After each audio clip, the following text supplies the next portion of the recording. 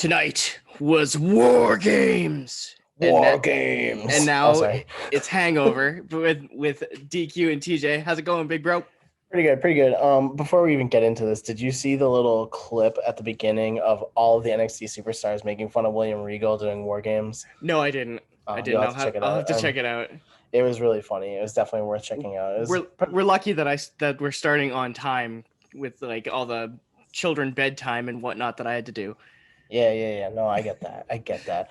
So before we dive in, I wrote it on Twitter today. I was very nervous as we got into this year with 2020 and the fact that NXT was going out of the Capital Wrestling Center or Performance Center, whatever you want to call it, and that we were not going to get War Games. So tonight was a little treat. So thank you NXT, thank you WWE for giving us that one. You ready to dive in? Yeah, let's dive in. The ladies' War Games was first. It kicked off the show. First and foremost, Shotzi's tank. I was waiting for it to shoot something, and I was thrilled that it shot something. Yep, and Nestle got his wish, so they all got to ride on the tank. It might have just been for a little photo op, but it's there. You know what was really missing on the entrance though? Io Shirai's NXT Women's Championship was non-existent during that entrance. She did not have it. She was not around her waist, not on her shoulder, not on the ground. It kind of bothered me, but you know what? I noticed that too, but I just chalked it up into she was going straight into the cage, so it was whatever for me. Yeah. Vic did call it the shark cage, by the way, which made me laugh. Oh yeah.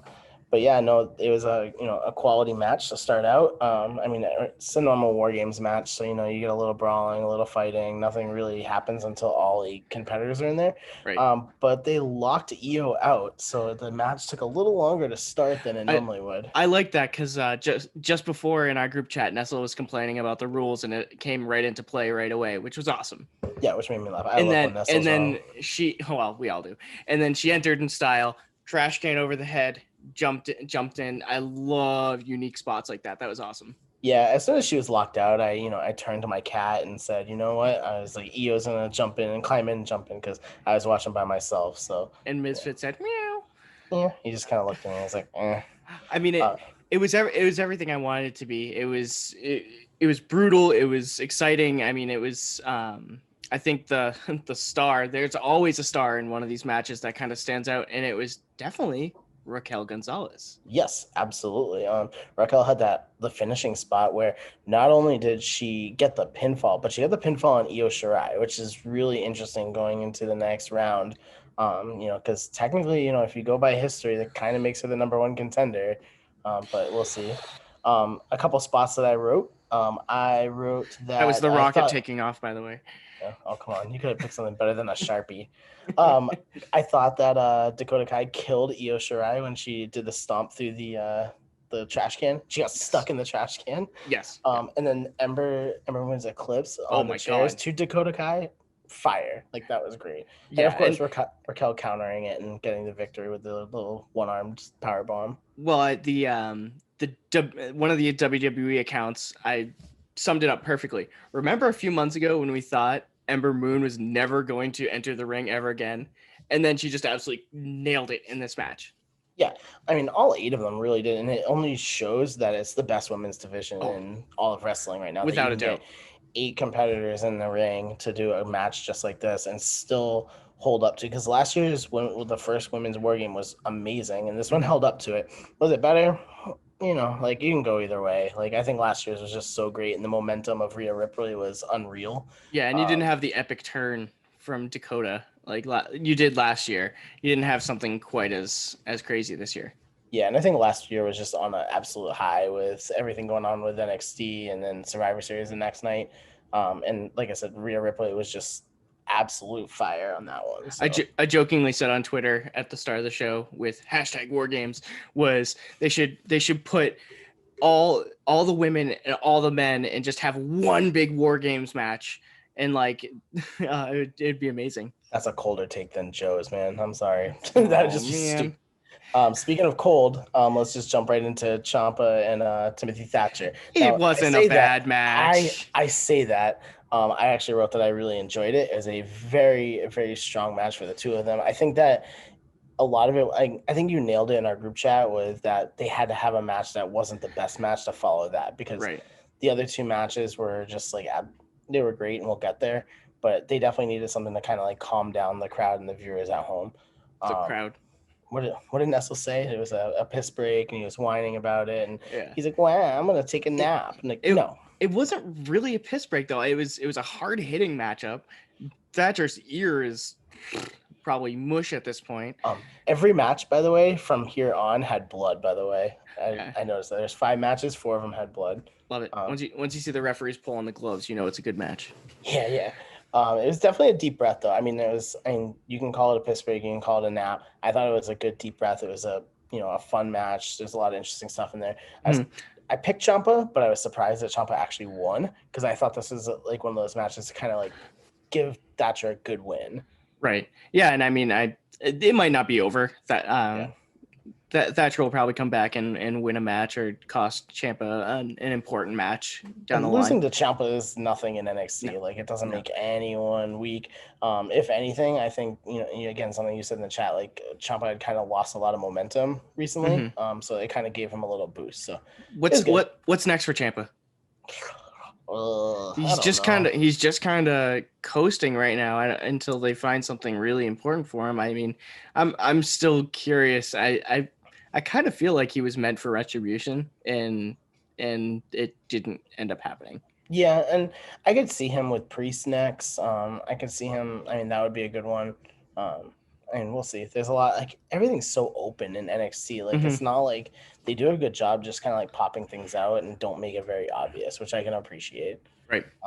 Speaking of not obvious, next up is Cameron Grimes and Dexter Loomis.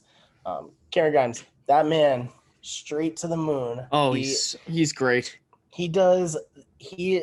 Grimes was the best name for him in WWE because he's just so grimy. I mean, I look back to like when he debuted, and I was chatting with JC when I was guessing on the pod, and he's like, I don't get this guy, and like now look at JC, he's the biggest fan.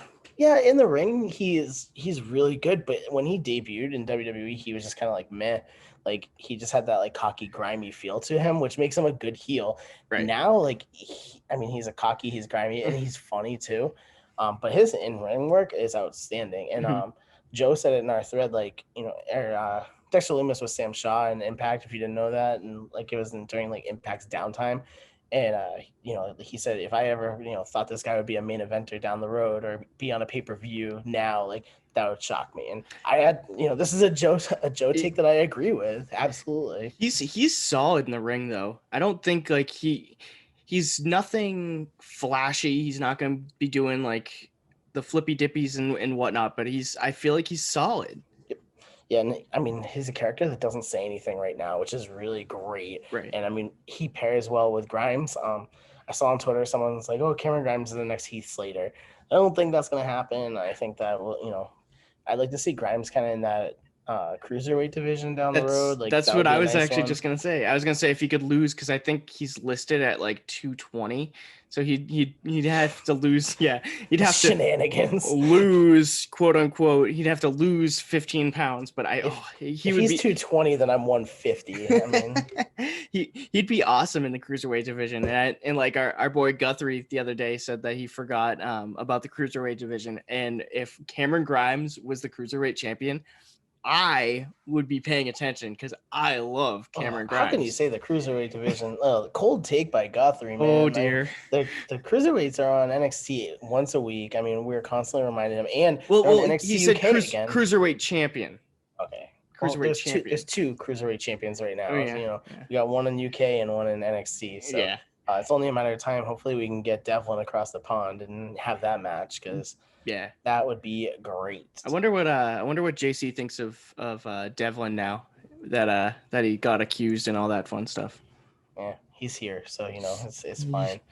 But it was an entertaining match. I mean, we haven't even talked about the match. We're talking about characters right now. The match was fun. I mean, it's a it's a strap match, so they're strapped together. There's a lot of nonsense. I mean, there's a lot of good stuff in there. Like you definitely take a look and watch it, and it's not a lot to like break down. There wasn't really any epic spots, but it was fun. I loved Grimes bringing his own strap. It's my strap or no strap. It's my strap or no strap. And bagging Loomis was pretty fun. I love the spot that he put him over the railing and then Loomis came back, and just little stuff like that. It's awesome. It's character work. It's great. Yeah, yeah. So next up is it was my boy Johnny Gargano, Damian Priest, and the jobber representation right here, Leon Ruff. This has been a fun ride, I have to admit, because I enjoy like when something like that happens and you get someone that can like upset like that. And Leon Ruff came out of nowhere, like it was really funny.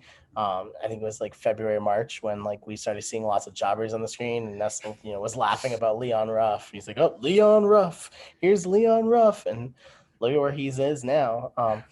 There was a lot in this one that I really enjoyed. I mean, it was Gargano and Priest for the most part. Like they just kept throwing Ruff out. They're like, get out of here, get out of here.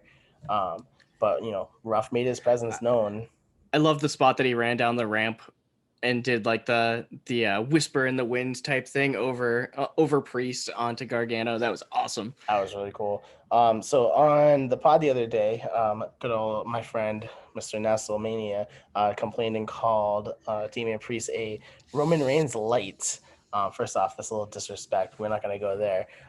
Damian Priest, though, he is, he's definitely going to be a good one down the road. I mean, he's definitely bigger than the NXT stars, but he could definitely be a main roster person. He's very agile for his size. I mean, he does some moves that someone his size shouldn't be doing. Kind of reminds me of a young Kane. We might say that. He kind of, he utilizes a lot of the Razor Ramon stuff. He reminds me of a Razor Ramon in the 90s kind of thing, like, younger, less alcohol Razor Ramon. Hey, yo, bad guy.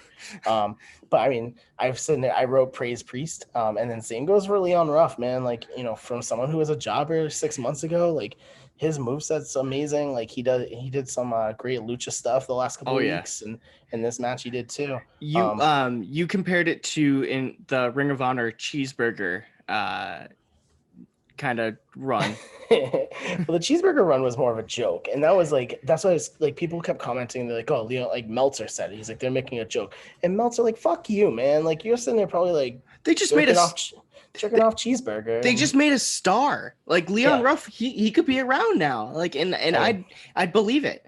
Yeah, and we'll see. I'm sure we'll see him on 205 Live a lot and whatnot, and probably not taking that title anytime soon. But I mean, he's gonna be putting together good matches, and he's had some good matches, and this definitely was one of them. I think Nestle said that he was expecting it to be like a joke finish or like a accidental finish. That did not happen. They teased it a bunch of times. Yes, they did, and commentary was definitely on it, and I was waiting for one of them. Like there was a spot when he chokeslammed Gargano on the ring apron, the hardest part of the ring apron, and rolled him in, and Ruff nailed a frog splash, and I thought he was gonna steal it there, but how did that happen? We got I think that I counted 9 ghost faces at one point. Retribution, you mean? Yeah, it was T-Bar tweeted that it was all his old Retribution people, but they were a little too tall for that. Oh, that's true. But Priest though started defending them and did like 2 flying over the rope Roman Reigns dives at them. And then Roman Reigns light dives. Yes, light. So it's like a Sprite 0. Sprite Roman 0. Reigns. Roman Reigns 0. And it looked like Damian Priest actually might come back and win this, and then he got a lead pipe to the back, and kind of took him out, and Gargano ended up taking out Ruff for the victory, with the help of 9 ghost faces, one of which happened to be Austin Theory. Love it. Yep. Love it. Last time we saw Austin Theory, he was driving off and pouting, and he was also quitting. So we will definitely see, but he looks like he is clinging to that Johnny Gargano way. Love it. Cool. Are you ready? You ready to get back to War Games? Yeah. Oh, of course. So I am obsessed with Pat McAfee right now.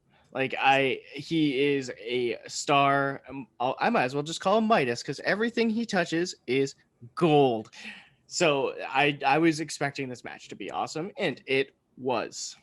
So last time it was like 2 months ago, whatever. Last time we were here, we finished that Finn Balor and Kyle O'Reilly match, and we were like, "The fuck is this ending?" Like we're carrying in Adam Cole, and it was that guy that I can't remember his name. Ridge Holland. Ridge Holland, yeah, shame on me.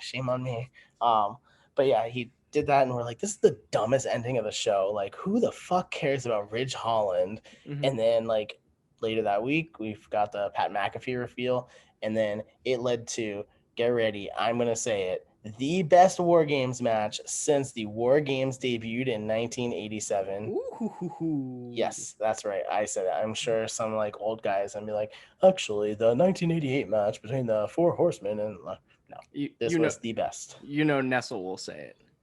I mean, I wasn't a WCW honk, so I kind of like I've watched them all and I've gone back in time, but the only actual episode of WCW I ever watched was when Karl Malone faced Dennis Rodman. well, I mean, I went back and won the WWE Network. I kind of, I watched the entire 1997 to 99. So, anyway, I digress. We got the best War Games match. We got more of Kyle O'Reilly and Pete Dunne, which I can absolutely do. It was Oney Lorcan. It was probably his coming out party. We've seen lots of him in tag team action.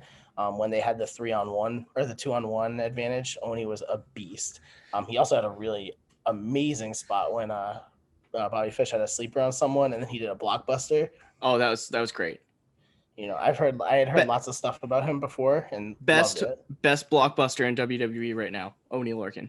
Yeah, hands down. Roddy had I love his little elbow, like his running elbow spot that he did. He did that awesome one. He had all three of them. That he was running through the middle. Yeah, just running right in the middle. Loved it. And I am a sucker for a fire extinguisher spot. I don't know about you. Like, it's the stupidest thing. It's the stupidest thing in wrestling. I think, and I'll probably get shit from Nestle from this, but in one of Mick Foley's books, he talks about some of the stupid things in wrestling. He talks about the slingshot. He talked about the mandible claw. Slingshot is brutal. The slingshot. I can't take the slingshot seriously after reading that book. But this is the fire extinguisher spot is one of my guilty pleasures. Like, even like I say it to Jen, I'm like, oh, here goes the fire extinguisher. Now I gotta ask you, guilty or pleasure, fire extinguisher or a cricket bat? The cricket bat was kind of fun. Love it. I think it was kind of a cool nod to the fact that they had two Brits in the match. Yeah, right. And then it was funny because we were talking about moonsaults in the opening match in our group chat. We were talking about EO. We were talking about Kurt Angle. Kurt Angle, best moonsault, by the way. Pat McAfee's today was pretty damn close. Chef kiss. Chef's kiss. It was really good. I was actually very impressed with the fact that he did that.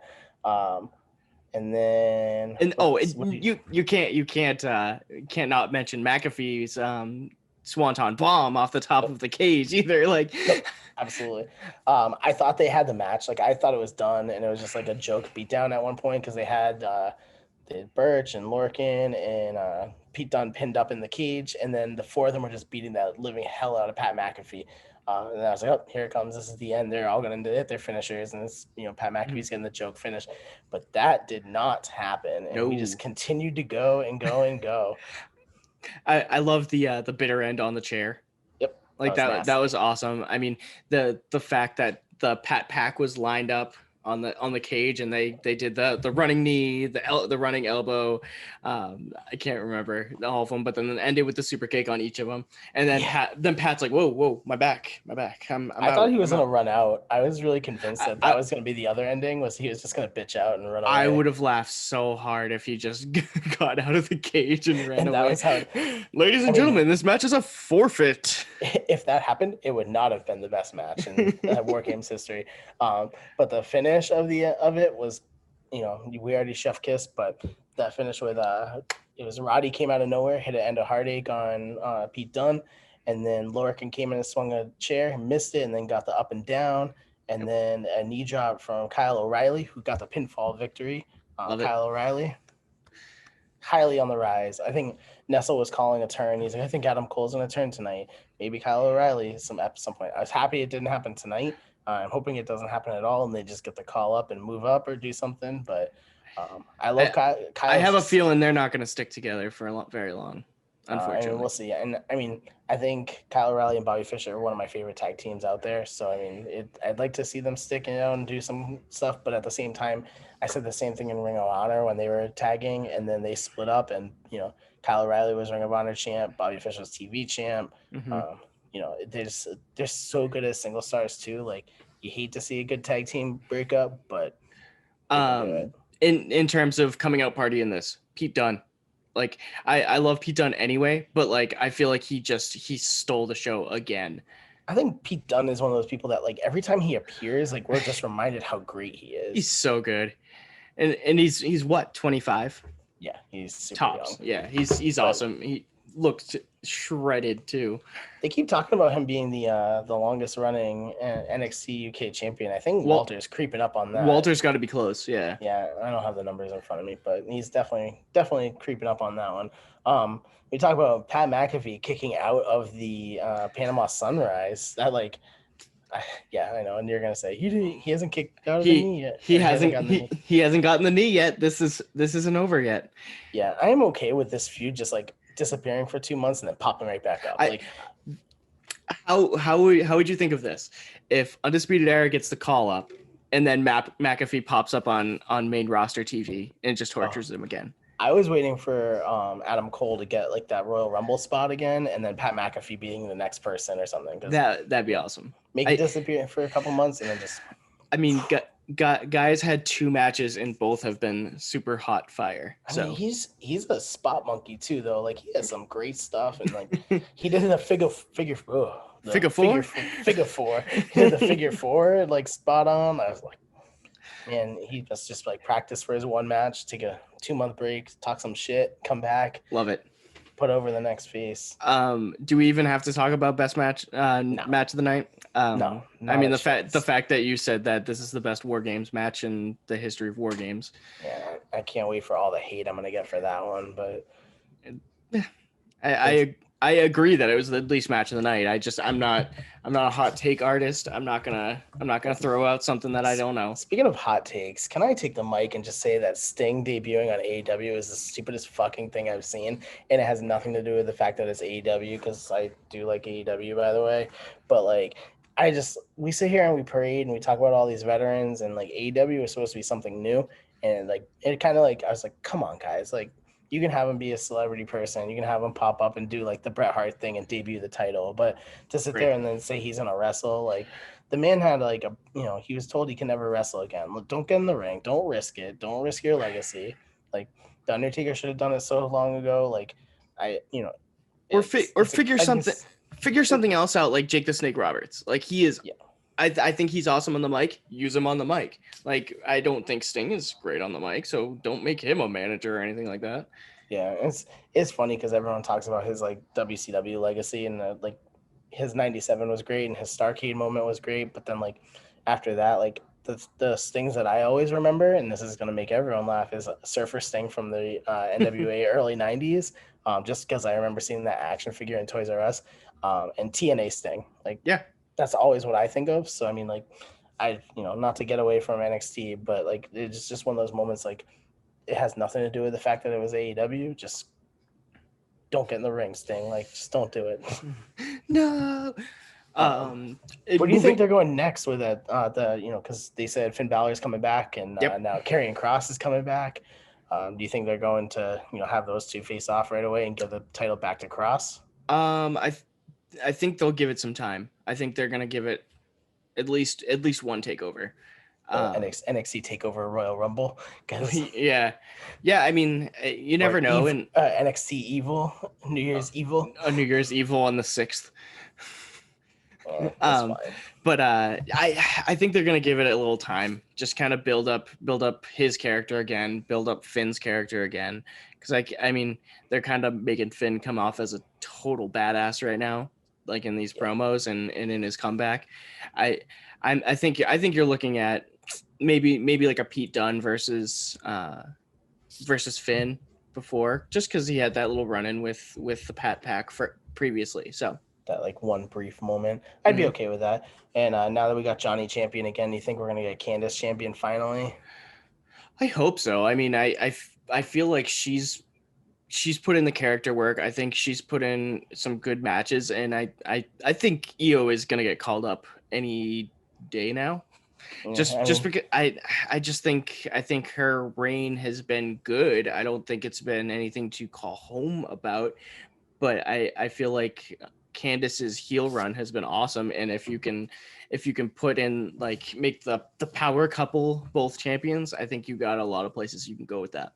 Yeah, I mean, I'd rather see him be NXT champion if they're going to do that, but I get it. Like, you're about to have Karrion Kross dominate NXT for a while. As I say, I don't think Johnny's going to be back in the NXT title picture for a while. Yeah. sad face. All Why you gotta break my heart like that? Um, right. all right. Well, you got anything else you want to complain and bitch about? Not really. I mean, this is the Well, first wrestling show I've watched in a while again. Well, I'm gonna plug. Coming up the end of the month is gonna be the Golden Knocker Awards. Ooh. Myself and JC have put in a lot of work. I personally put in a lot of work trying to tabulate and put everything together. So that's gonna be the Christmas week for the pod. So you're gonna actually have to watch Raw and SmackDown those weeks, guys, because they're just gonna do the Golden Knocker Awards. But I'm very excited for everyone to see that one. Same thing. Check out the on our website, jobberknocker.com. We did we copied PWI and made our own rankings BCS style. So, again, did a lot of work on that. So check those out. Plus our men's one is definitely better than the PWI one because I almost called him Dean Ambrose. John Moxley, not the best wrestler of 2020. Sorry, guys. You can try, but not happening. Same with FTR. Not the best tag team, guys. You can try.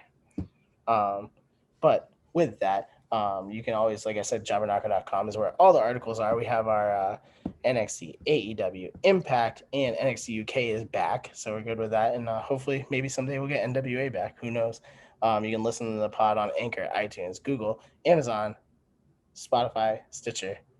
I deleted my original notes. You can go Instagram, Jobberknocker, Facebook, Jobberknocker, Twitter's at Jobberknocker, at Nestlemania, at JC the JK, at Ray the JK, at JoeStopper47, at Billy D2411, at Tommy Feds33, at Danny Fab with one N. You are DQ of the JK. I am TJ of the JK. You are out of time. Yeah. Yeah. All right. You're gonna get the thing from Zoom in a second that we're out of time. Oh yeah. Well, no, it's 3 or more. So. Oh, and by the way, I forgot YouTube Jobberknocker, where you're watching this right now. oh yeah, that's probably clutch. But thanks for You're watching, here. guys. Yeah, you're here. You're watching. Whatever, right? Yep. Have a happy holidays. Be safe.